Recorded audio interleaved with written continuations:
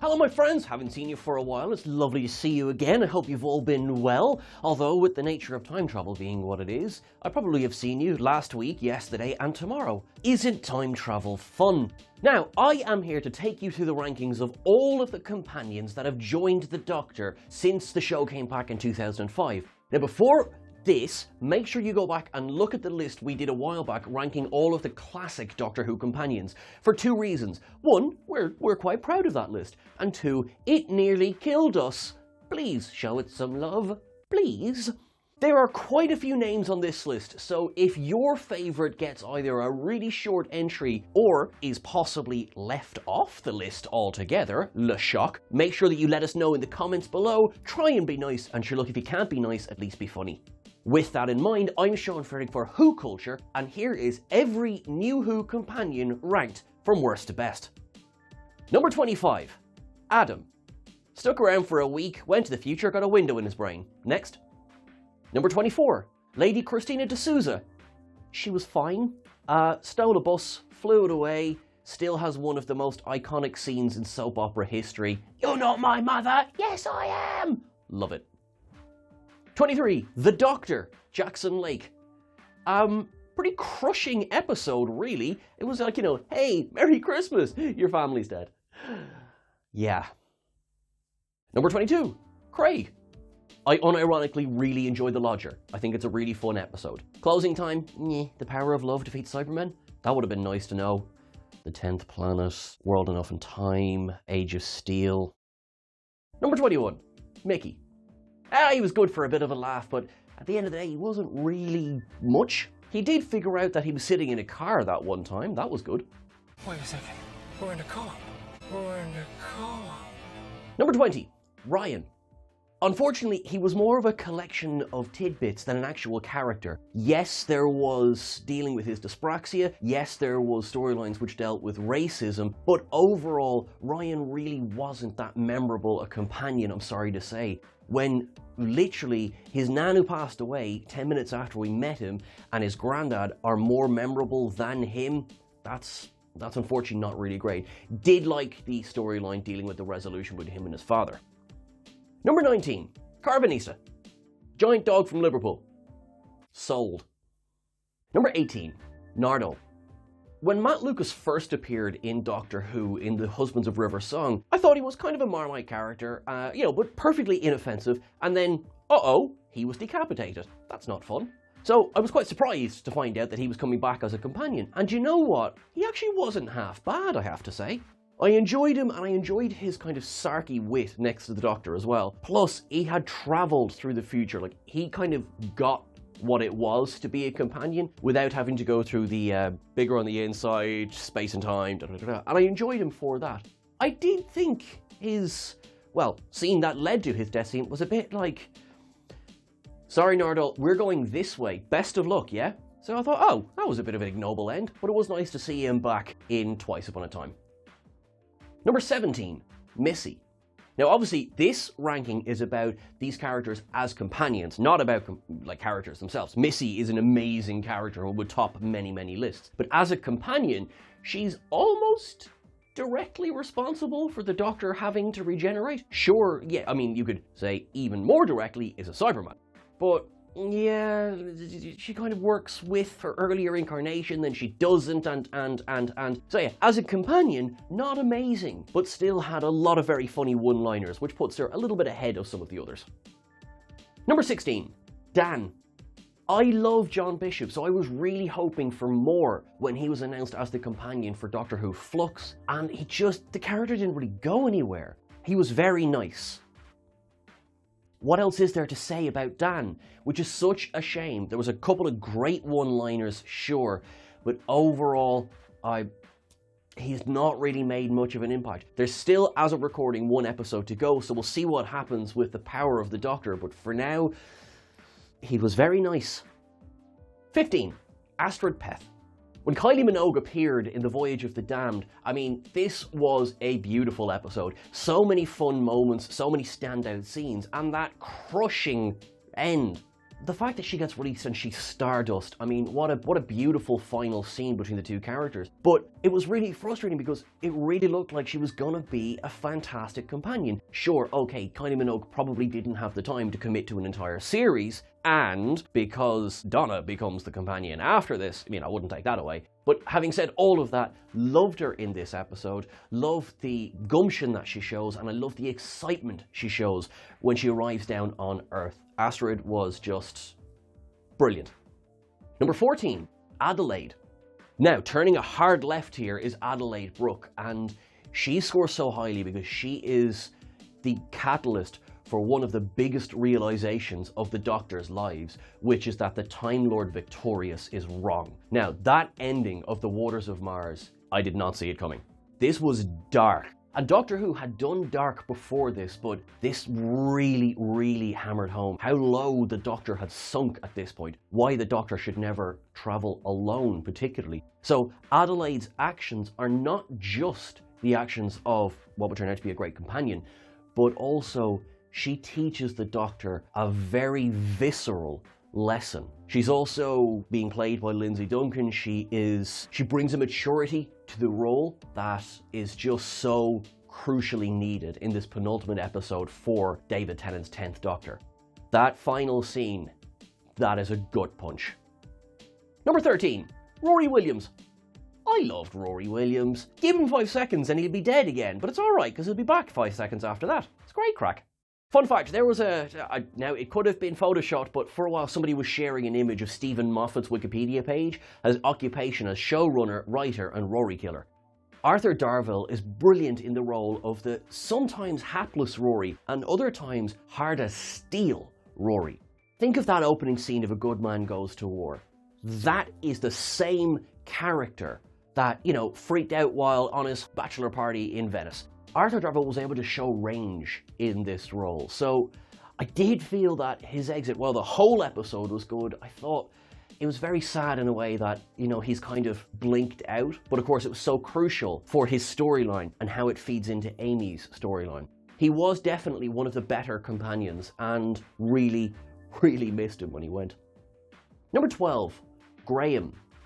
Game show enthusiasts will know Bradley Walsh very well. Also, Coronation Street enthusiasts will probably know Bradley Walsh very well. But when he was cast in Doctor Who, I was excited because I just loved the way his kind of deadpan delivery of jokes and how he was going to bring a good balance to this admittedly younger companion group. And for the most part, he did.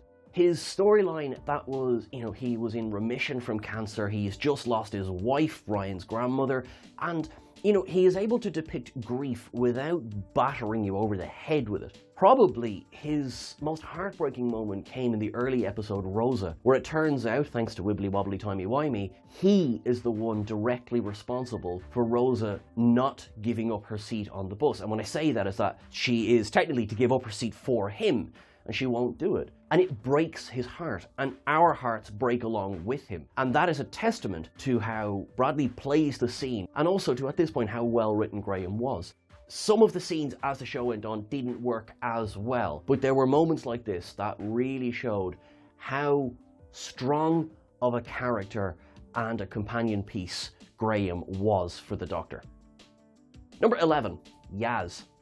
By far the most interesting of the trio of companions for the 13th Doctor, Yaz was the one who stayed on after Ryan and Graham both left, and frankly I think that her character benefited this little bit of extra time with the Doctor. Now, there's been all sorts of discussion about the kind of the will they won't they between the Doctor and Yaz, and I mean for me it's no different between the Doctor and Rose or something like that, so that's fine with me. I do think they might be overselling it a tiny little bit, but thankfully, I don't think it's hurting Yaz as a character. I have thoroughly enjoyed her. She was probably my favourite part throughout all of Flux. I really enjoyed her in the New Year's episode as well.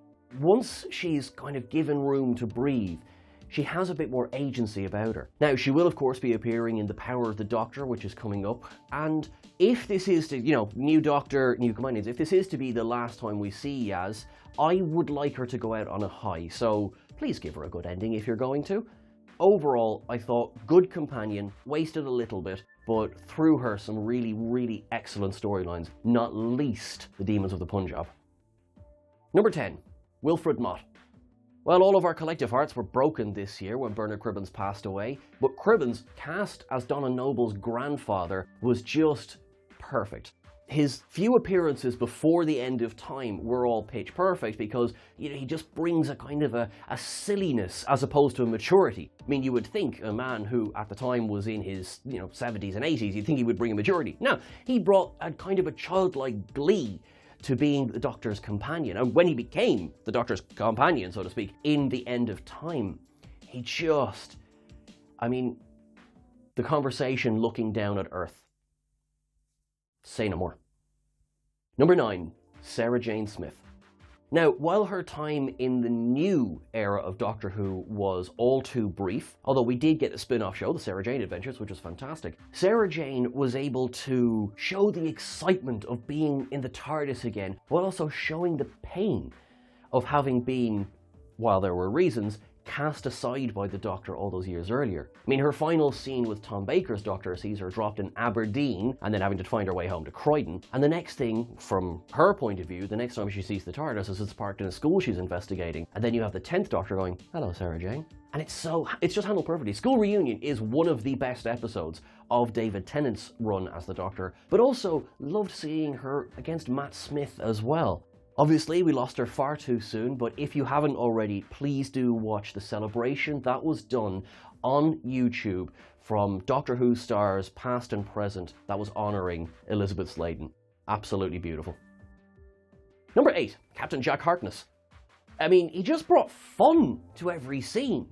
From his first arrival, and then that pure omnivore, everyone's on the menu kind of sex drive that he walks around with as well. I'm not gonna lie, I've taken some inspiration from him. Torchwood as well is a show that I feel we should be discussing more of, particularly the first 3 seasons, with the third probably being the best. 4th season's very good as well, don't get me wrong. There is an entire world there via Captain Jack that some Who fans don't know about. So please go out and watch Torchwood. It is, by God, it is over 18s. I will say this to you right now. It is not the same kind of rating as Doctor Who. And that sums up the character of Captain Jack very well. I think they got away with everything they could get away with at a PG rating in Doctor Who with Captain Jack. Just look at any of his scenes, particularly like Season 1, where was he hiding the gun? Season 3, how many times does he die? Was someone kissing him? And then, of course, coming back as well for The Stolen Earth and Journey's End. Captain Jack just brings an energy to every scene that he's in. Please give us another season of Torchwood. Number 7, Bill Potts. I love Bill Potts.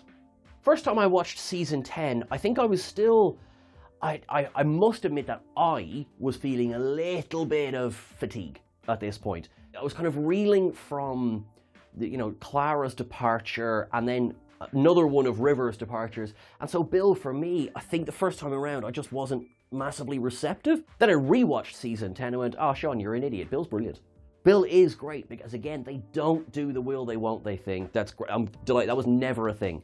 And then this was the season as well that had some fantastic serialized stories, brought Missy in, brought Nardo back, and then culminating in one of the better season finales of the revival era. World Enough and Time and The Doctor Falls are a fantastic 2-part episode. And Bill's fate is both, I would say, bittersweet. There is a tragedy, but bittersweet is maybe the best description.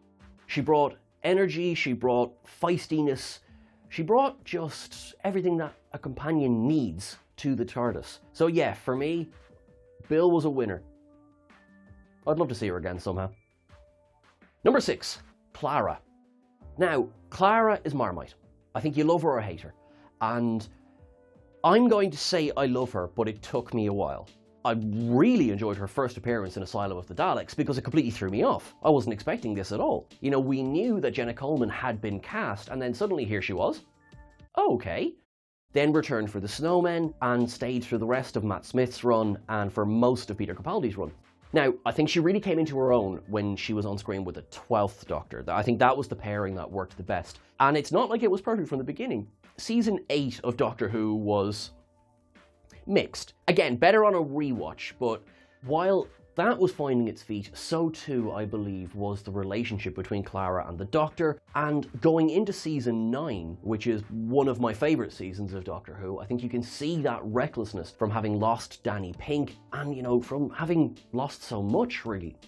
Jenna Coleman plays the role, I think, she plays it excellently. Now, there's a lot of discourse over how popular or unpopular Clara was. Personally, I thought with the 12th Doctor, that was a great pairing. Capaldi and Coleman really work well together. For me personally, I would direct my criticism at her tenure with Matt Smith. I don't think that worked as well. Although, I do think she was wonderful in The Day of the Doctor. Clara is a character that we could see returning. I mean, she is flying out in the galaxy in their own TARDIS, herself and me. So, I mean, I would be happy to see her again. Would you? Let us know in the comments. Number 5, Rose Tyler. Rose, of course, was the first companion of this new era of Doctor Who, and Billie Piper is brilliant. She really plays her like a teenager who just gets caught up in this fantasy, and it is wonderful. Now, this kind of started the whole, is there more than friendship there? You know, there's a kiss between Eccleston and Billie Piper, but I think it really dialed it up now a lot when it went into her second season, David Tennant's first season. Technically, Ten and Rose are the big love story of Doctor Who, really, since it came back. Look, I could take or leave a love story when it comes to the Doctor, but I think if we were going to the love story, sure, this one works for me, because Rose was mostly a fantastic character on her own bat anyway. I do think she was somewhat wasted in Journey's End and The Stolen Earth. There'd been such a build-up to her coming back that she was just kind of there. But that's not Billie Piper's fault. That, unfortunately, was just, right, we've got her back. What are we going to do with her? What?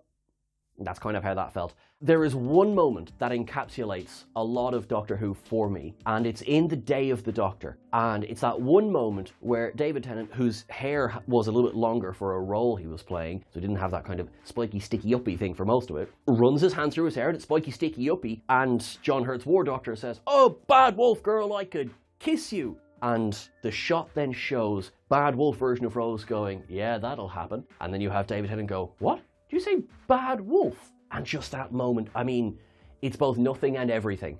And that is a testament to how well her character grew in our hearts. Number 4, Martha Jones. Justice for Martha. There was a very weird decision at the early part of season 3 to have Martha sort of pining after the Doctor, who himself was pining after Rose. And it seriously seemed to hurt the character. When you see just how good Martha is, both in Doctor Who and on her stunt on Torchwood as well, you know, you're like, why did they choose to do that? Because she's so good. Freema Agyeman smashes the role of Martha Jones. She is easily one of the best companions. I feel like I'd love to give her another run at it, because so many of her episodes see the Doctor basically just kind of like, you know, hey, not Rose, how are you? And yet all around we've got Martha is, you know, just boss. Sorry, I realise that's such a terrible description, but think about her very first episode. She gets the hospital back. Good on her. Toward the end, when she has to look after her family, she walks across the earth spreading the story of the Doctor. Martha is one of the strongest and most capable companions of them all, and barely anyone remembers that. Freema Agyeman, for me, is one of the strongest contenders for the role of Best Companion, only tipped out by the 3 that are coming by, like, we're talking this much here. Number 3, Amy Pond. Initially, I didn't love Amy Pond. Now, I can't help but bawl every time she says together or not at all, or Raggedy Man good night. I mean, just, so her tenure with the 11th Doctor, that was where I was really, like, my dangerous obsession with Doctor Who really began. You know, I had been quite a fan before, and I thought I was never going to get over Tennant as the Doctor, and then, well, they sure showed me. Her first season was, you know, as they all are, a bit mixed, but then going into season 6, the whole mystery of River Song, her love with Rory. I mean, Karen Gillan, I'm delighted, absolutely delighted at how successful her career has become, because she was so good here that what we get to see is just so much fun. You know, she can do tragedy alongside comedy so well. Think of the episode, The Girl Who Waited, when you have older Amy and younger Amy. I mean, that juxtaposition is just amazing. Everyone is firing on all cylinders. Again, a good man goes to war. She's incredible in that episode. She's incredible in pretty much all the episodes, but there's so many standouts. Amy, for me, is one of the best companions overall. And not just, again, because, you know, she makes jokes or she does this, she does that. She can hold the Doctor to task while understanding him better than most. And that, to me, puts Amy right near the top. Number 2, River Song. Now, the funny thing is that right now, Ellie Littlechild is somewhere about to sharpen a knife and come after me for not putting River at the top of this list. And, I mean, I considered it, because River is brilliant. Now, there are some people who will say, well, hang on, well, was River ever really like a full-time companion? But look at this list. I included Adam and Astrid. So tenure is not what's important. It's impact. And who had a bigger impact on the Doctor than River Song? Well, one more person, but we'll get to them. From her first appearance, for what will be one of her last appearances, in Silence in the Library, Alex Kingston delivers a powerhouse. Absolute powerhouse performance, because here was a character who knew the Doctor when the Doctor was more grown up than he was when we knew him. And that was such a perfect idea, so simple and yet so complicated. Because then as this went on into 11th Doctor and 12th Doctor's eras as well, just seeing how well she interacted with all the different incarnations of the Doctor, fantastic. I don't know at this stage if she's back for the 60th, I bloody hope she is, because she should be. But River always brought a comedy as well as heartache to the Doctor and to Doctor Who in general. I think every episode with her in it is automatically made better just by her presence, let alone what she's doing in the episode. And for me, she is almost the best companion to have travelled with the Doctor since Doctor Who was revived, with one exception. Number 1, Donna Noble.